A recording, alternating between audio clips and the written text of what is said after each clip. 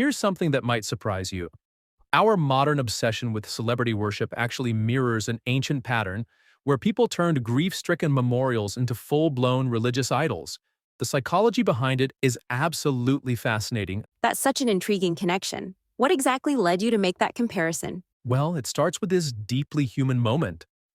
A father devastated by losing his child creates an image to remember them by. But over time, something remarkable happens. This personal memorial transforms into something much bigger, with the father developing rituals and ceremonies around it, eventually passing these practices down to others. Hmm. That reminds me of how social media memorials have become almost shrine-like. People still maintain and interact with profiles of deceased loved ones. Exactly right. And here's where it gets really interesting.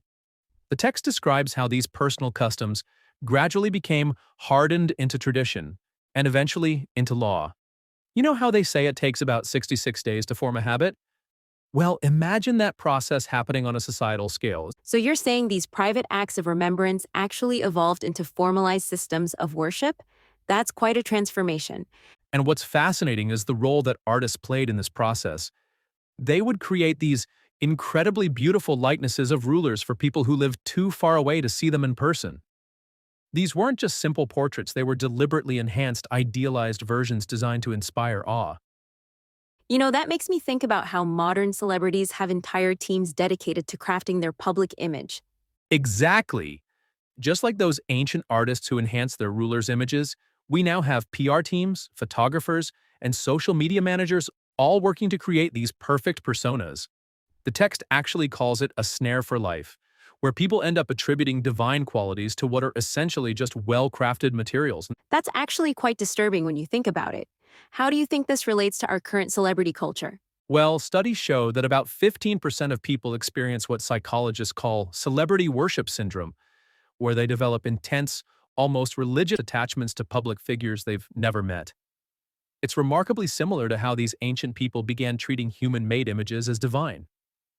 Oh, wow. And I imagine social media has only amplified this effect. You're right, and here's something crucial from the text. It specifically mentions how these practices become especially powerful under conditions of misfortune or tyranny. Think about how during the pandemic, social media influencer followings grew by an average of 48% as people sought connection and comfort. That really puts our current digital age in a different perspective. Do you think we're more vulnerable to this kind of influence now than ever before? Well, research suggests that periods of social uncertainty actually increase our tendency to seek out and elevate authority figures. The text makes it clear that these patterns of worship often take root when people are feeling vulnerable or powerless, just like we're seeing today with the rise of parasocial relationships online.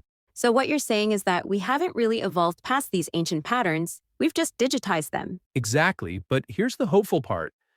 The text emphasizes that these idols did not exist at the beginning and will not exist forever. It's a powerful reminder that these are human constructions, not eternal truths.